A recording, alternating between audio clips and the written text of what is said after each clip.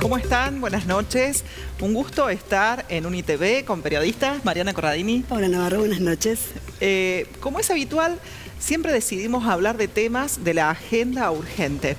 Y lamentablemente un tema que es de una permanencia urgente es la violencia de género, los femicidios. Y es por ello que hemos invitado a dos docentes e investigadoras de nuestra Universidad Nacional de Villa María para hablar de este tema. Bienvenidas a este estudio, a periodistas, Marcela Pozzi, además secretaria de Bienestar, María Pía Bacia. ¿Cómo les va? Bien, muchas buenas noches, muy bien. Buenas noches. Por allí es difícil abordar estos temas, como decíamos, pero también tiene que ver con describir lo que está sucediendo cada vez, tal vez en un contexto difícil de Argentina, y esa sería la pregunta, ¿cómo impacta cuando hay un retroceso, un retiro del Estado, a lo mejor de políticas en relación a violencias de género? ¿Cómo es la situación para describir en un contexto general nacional? Bueno, en primer lugar, un poco como decías vos, hay un contexto político de retroceso, un marco normativo en el cual se avanzó muchísimo en los últimos años, un marco normativo que implica, digamos, conceptualizar qué es lo que es la violencia. La violencia de género es una conceptualización que se hizo a partir del año 2009 con la ley 26485, que saca la violencia del ámbito privado para colocarlo dentro del ámbito de lo público. Pensar en todas las relaciones que las mujeres llevan adelante en el transcurso de su vida laboral, afectiva. Entonces todas esas situaciones de violencia que las mujeres viven a partir de relaciones interpersonales. Ese marco normativo, en el cual se logró conceptualizar en 5 tipos de violencia, hoy está puesto en duda. Digamos, ¿no? El contexto actual no solo implica una falta de recursos económicos, sino sobre todo una puesta en duda de la significación que tiene la violencia y ese tipo de relaciones para las mujeres, digamos. No solamente lo que tiene que ver con la normativa de violencia de género, sino una normativa que es la base para que las relaciones violentas puedan ponerse en duda, que son la educación sexual integral, digamos, ¿no? También una normativa que hoy, dentro de los distintos niveles escolares, se está poniendo en duda qué es lo que se da como educación sexual, cuáles son los conceptos, de qué se habla cuando se habla de varones, de qué se habla cuando se habla de mujeres, y toda aquella desnaturalización que se hizo durante muchísimo tiempo, que fue el resultado en esas normativas, porque los marcos normativos fueron una lucha, sobre todo de movimientos feministas. El contexto político actual, el discurso oficial del Estado, al menos nacional, pone en duda esas cuestiones que llevaron a que los marcos normativos existiesen como tal. Antes que nos vayamos de la conceptualización general, vos hablaste de 5 tipos de violencia. Me gustaría que las repasemos brevemente, porque por allí se piensa que la violencia solo es una cuestión de golpes, y no solamente, ¿no? Tiene que ver con golpes. Bueno, una de las cuestiones que en el 2009, cuando se promulga la ley 26485, fue dejar de pensar solamente la violencia física, digamos que era la violencia que dejaba evidencias, una evidencia física. De hecho, en las denuncias surgía esto, digamos, ¿no? ¿Dónde está el golpe? ¿A dónde está la marca? Digamos, ¿no? Fue pensar todas las otras marcas. Entonces, además de la violencia física, la violencia psicológica, violencia simbólica, violencia económica, violencia obstétrica, que tiene que ver con, bueno, obviamente, por el paso que pasan todas las mujeres en el transcurso del sistema de salud, digamos. Y en el año 2019 se agregó un tipo de violencia que es la violencia política. Pensar cómo las mujeres que están expuestas en un cargo político, cómo sufren diferentes tipos de violencia por el hecho de ser mujeres. Bien, ¿por qué sucede que en muchos sectores, porque precisamente se actualiza mucho más con el actual contexto político, son tan refractarios a cualquier vinculación o cualquier diálogo vinculado con la violencia de género, estableciendo que es un problema de mujeres, o que de extremistas, o de, disculpen el término, pero se utiliza mucho feminazis? Digo, ¿por qué no se pudo hacer más cercano este tipo de tema para todos los sectores sociales? ¿Qué pasó? Y bueno, creo que tiene que ver también como una cuestión desde lo simbólico y también de esta diferenciación, esta construcción de género, en el cual estas leyes, estas normativas que se llaman medidas de discriminación positiva, sí, por las cuales a través de diferentes acciones, diferentes recursos, tienden a generar como una reversión de esta desigualdad, ¿no?, que se da culturalmente, ¿no?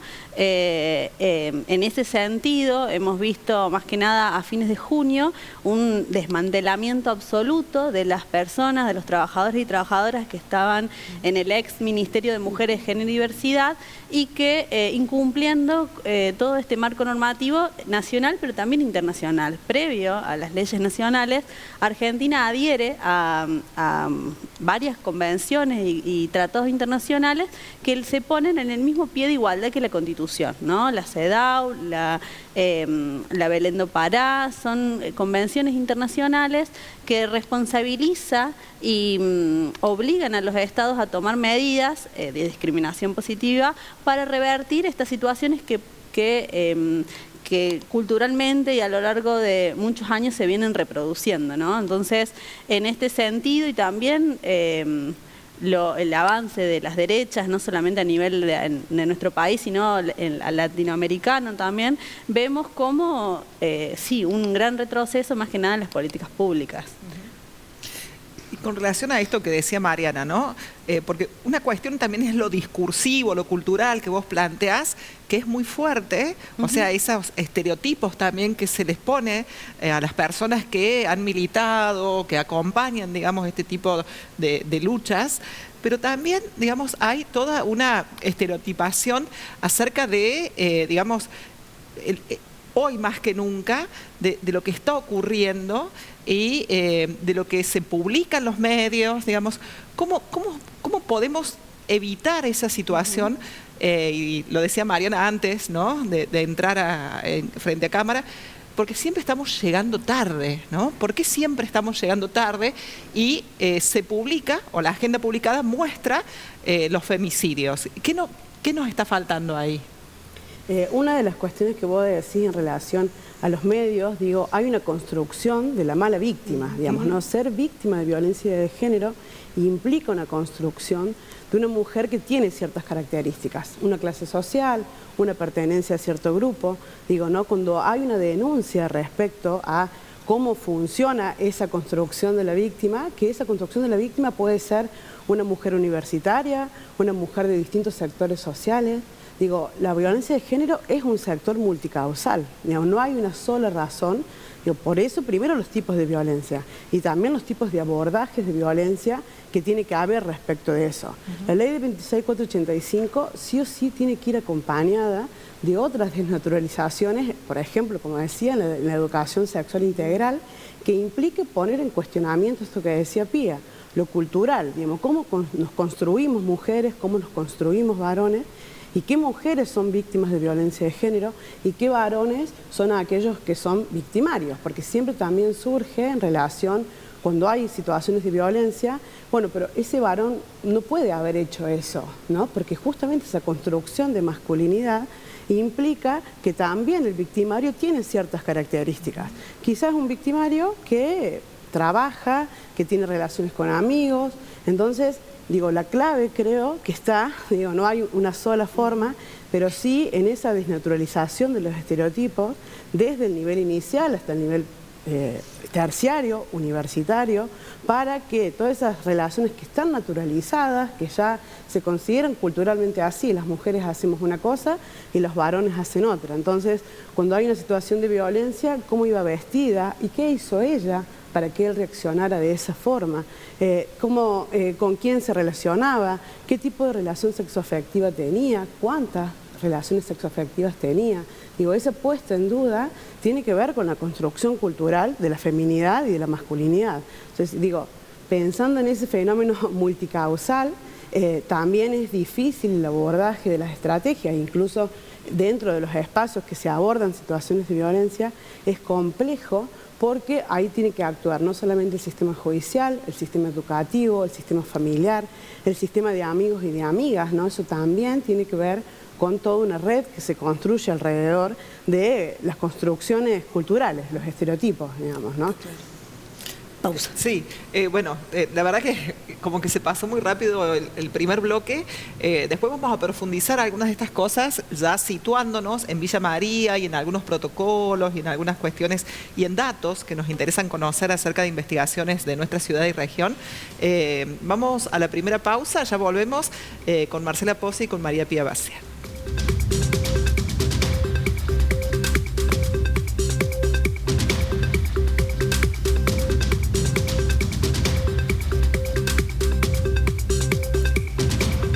Segundo bloque, seguimos hablando de violencia de género. Tenemos invitadas a dos docentes investigadoras, María Pía Bacia y Marcela Pozzi. A ustedes no escapará que en el transcurso de estos últimos días uno de los temas que más apareció en la agenda publicada tiene que ver con el femicidio de este estudiante de arquitectura de Córdoba, donde por allí muchos se preguntaron si no hubo alguna alerta que haya permitido darse cuenta del tipo de relación que pretendía mantener un compañero de estudios. Esto nos permite situarnos en un avance que sí dio nuestra universidad y que tiene que ver con su propio protocolo de género. Bueno, cualquiera que nos quiera contar. Bueno, desde el año 2014 nuestra universidad cuenta con un programa de género y sexualidades en el cual se creó para poder discutir, para poner en agenda, para poder reunirnos con estudiantes, con docentes y no docentes y pensar en la necesidad de contar con un dispositivo, ese dispositivo que se aprobó en el año 2018, luego de un año de trabajo colectivo con representantes de todos los claustros. En principio visibiliza que aunque es un ámbito universitario, existen situaciones de violencia y discriminación por motivos de género, establecen pasos a seguir, establece un procedimiento, pero principalmente tiene un sentido no punitivista, sino un sentido de reflexión, de análisis, de poner en palabras situaciones que se vivían dentro de la universidad y que muchas veces excluían a las personas afectadas de estos ámbitos de la universidad, ¿no? Entonces, ese protocolo, el cual está conformado por un equipo interdisciplinario, que trabajamos con una compañera que es trabajadora social y que también han trabajado psicólogos en el espacio, es un espacio de confianza, de escucha, confidencialidad, también teniendo en cuenta que nuestra universidad es chica, entonces que se trata de resguardar siempre a la persona y a las personas, porque hemos atravesado muchos procedimientos, procesos y consultas colectivas que asisten y también se piensa en conjunto estrategias de intervención, ¿no? Porque cada situación es muy singular y se piensa así de una manera más artesanal, por así decirlo. Bien, y con relación, atándolo a esto, uniéndolo a esto, también hay, digamos, sensibilización y capacitación en este sentido, ¿verdad? Sí, tras la aprobación del protocolo de violencia de género, fue necesario en esa difusión también hacer acciones de prevención que tengan en cuenta el reconocimiento y la identificación de situaciones de violencia, porque nadie llega al espacio si no puede reconocer esto que decía Mariana, señales de alerta, incomodidades, miedos, porque quizás no sea una situación de violencia que está tipificada, entonces esa construcción, como yo decía hace un rato, de la víctima, nosotras tratamos de pensar la afección, la incomodidad, el miedo. Entonces digo, en esa prevención que nosotros fuimos haciendo, en el 2019 la universidad adhiere a la ley Micaela, que es otra de las políticas que tiene la universidad, a partir de la cual se capacita a todo el personal docente, no docente y el personal de gestión.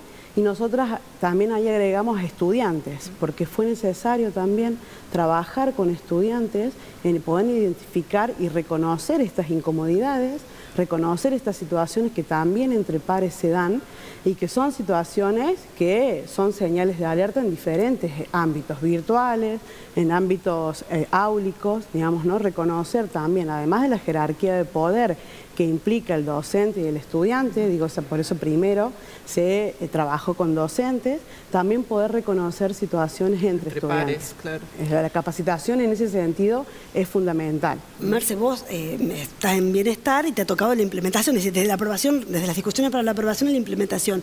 Hoy haces una lectura positiva y eso fue posible detectar alertas, frenar situaciones incómodas, por supuesto sin identificación ni nada de eso, pero que nos puedas contar en general qué balance haces de estos años de aplicación. Sí, yo creo que en 6 años de la aplicación del protocolo, lo que se permitió con el dispositivo fue un dispositivo de escucha que piense la singularidad, digamos, que aborde esa singularidad. Entonces pasamos de situaciones incómodas entre pares, de situaciones de abusos de poder entre docentes y estudiantes, digo, con una situación de una sanción ejemplar, digamos, con un docente específicamente, digo que fue para nosotras uno de los hitos, pero también con poder abordar en situaciones reparatorias a partir de estrategias de intervención que son singulares, diferentes situaciones, incluso entre estudiantes, en donde las dos personas tienen el derecho a estudiar, entonces ahí la sanción es un poco más difícil y las situaciones son más difusas, digamos, no son tan claras. Entonces también desde el protocolo se intervino de alguna manera para que esa persona se sienta reparada. Entonces creo que tanto desde lo psicológico, lo simbólico, que son las violencias más difíciles de identificar, de reconocer y por supuesto entonces de abordar, intentamos siempre que en esto que decía Pía, en el caso por caso, en una cuestión que nos permite la universidad porque es pequeña, poder de alguna manera establecer medidas reparatorias para la persona afectada que llega al espacio. Y con relación a todo lo que se hace también en investigación, ¿no? Hay muchos grupos de investigación que son de múltiples disciplinas y que abordan estas temáticas en nuestra universidad.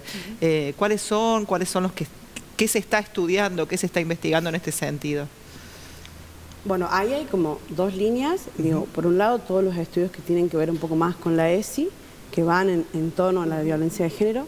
Digo que va a tener que ver con los TFG que se trabajan en el Instituto de Ciencias Humanas, sobre todo, y después propuestas de extensión que son con la pata en el territorio, poder pensar en merenderos, en escuelas, en distintos grupos, cómo trabajar la ESI.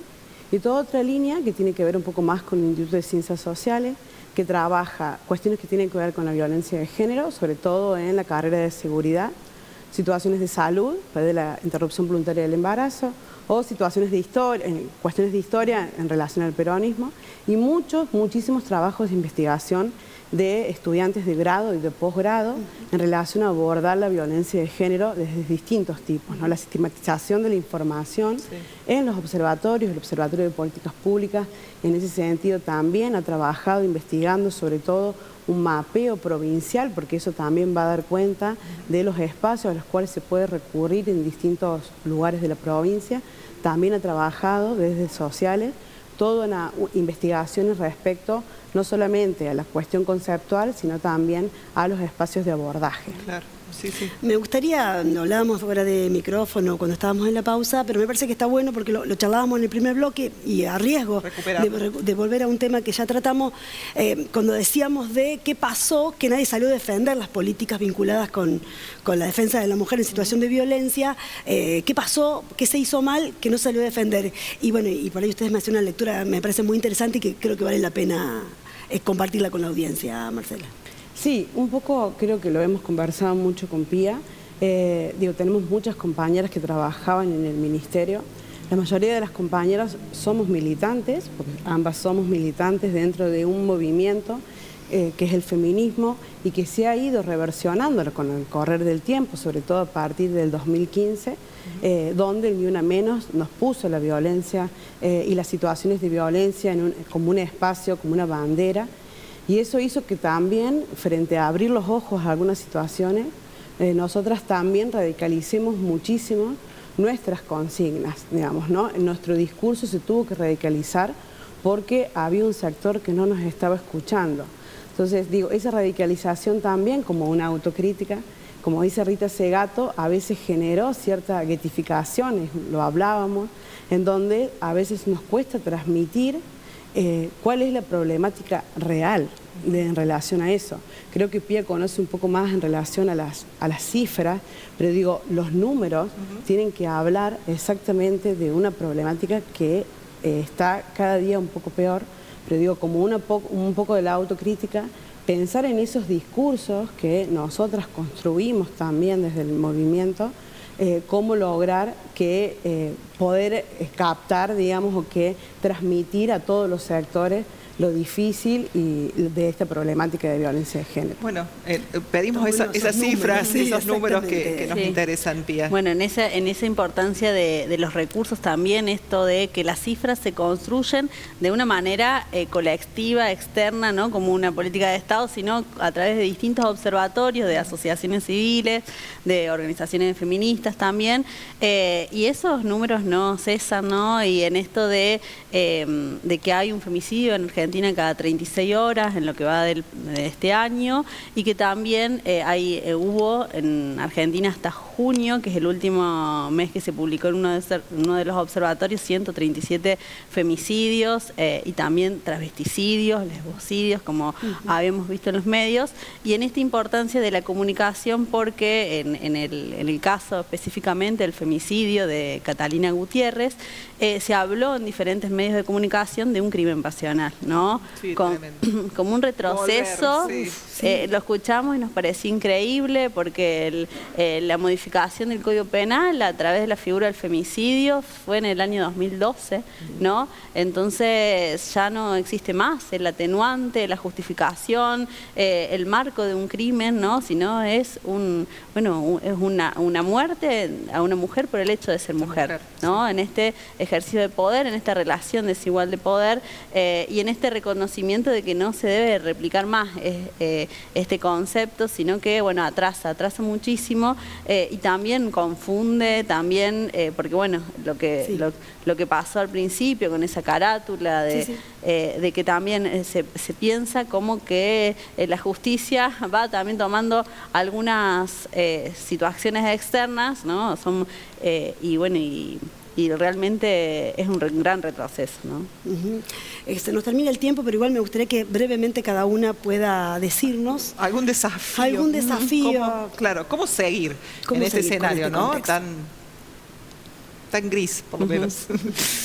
Yo pienso en primer lugar el abordaje interdisciplinario, y desde la ESI en adelante, uno de los desafíos también es poder pensar los entornos virtuales, no pensar todo lo que sucede actualmente con las redes sociales, lo que le sucede a los y las jóvenes con esas redes sociales, en donde la conceptualización de la estructura básica de violencia nos queda corta.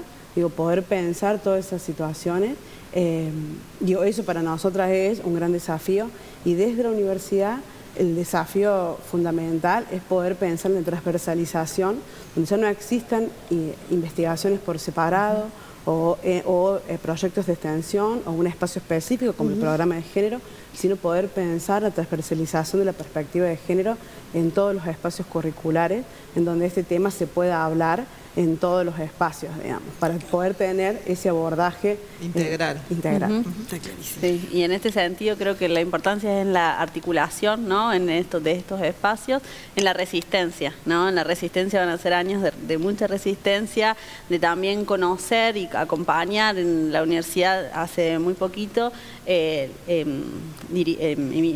aprobamos un relevamiento de personas de la comunidad LGBT, específicamente para estudiantes, para conocer, ¿no? Quiénes estudian, cuáles son los estudiantes que se autoperciben y que son personas de la diversidad, para acompañar esas trayectorias, para conocer, para sostener estas políticas de acompañamiento y de cuidados, ¿no? Entonces creo que es importante en esto de poder también comunicar que existen estos espacios y que el protocolo es una gran herramienta de escucha y también de pensar en esto, en que realmente se puede pensar en las políticas de género en la universidad y en transformar todavía nuestras instituciones.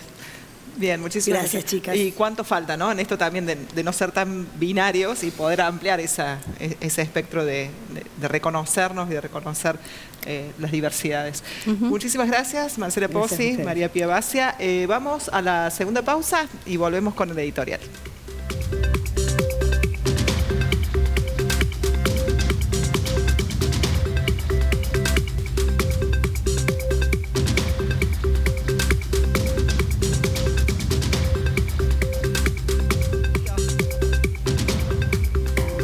Vaya tema del que nunca es suficiente lo que uno pueda hablar y que lamentablemente se actualiza en la agenda de los medios en forma permanente y en nuestras agendas cotidianas a partir de lo que es el asesinato de una nueva mujer, un nuevo femicidio.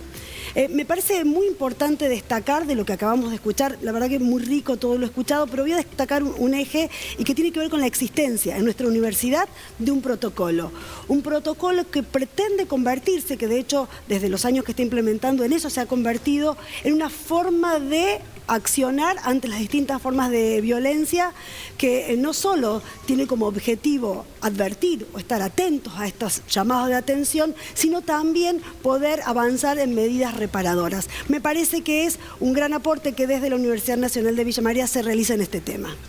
Con relación a eso también algo que aportaban es una autocrítica que pedíamos, bueno, el por qué a veces se llega tan tarde y por qué no hubo una resistencia a un parate en este tipo de políticas, y hablaban precisamente de una especie de guetificación de la cuestión de lo femenino, ¿sí? Y de la violencia de género, lamentablemente. Pero por otro lado, también recordar que lo decían tanto Marcela Pozzi como María Pía Bacia, que no es solamente la violencia física y que a veces las otras violencias, como la simbólica, en la cual los medios tenemos mucho que ver, las redes sociales tienen mucho que ver, lo planteaban como un desafío, pero también la económica, también la obstétrica, también la que tiene que ver con la violencia física.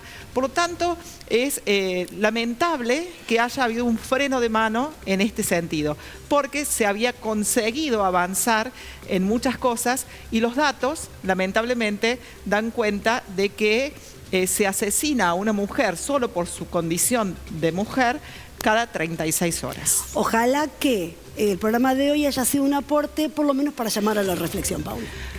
Así es, agradecemos como es habitual a Erika Fecia, peluquería, también a Pia Forconi por el maquillaje y a Lilou Indumentaria por la vestimenta. Pueden recuperar estos contenidos los días jueves y domingos a la hora 21:30 y por las redes oficiales. Un agradecimiento a la gente que nos acompaña en redes, a Facundo y a Fátima y también al equipo técnico de UNITV. Muchísimas gracias. Nos vamos, buenas noches, gracias.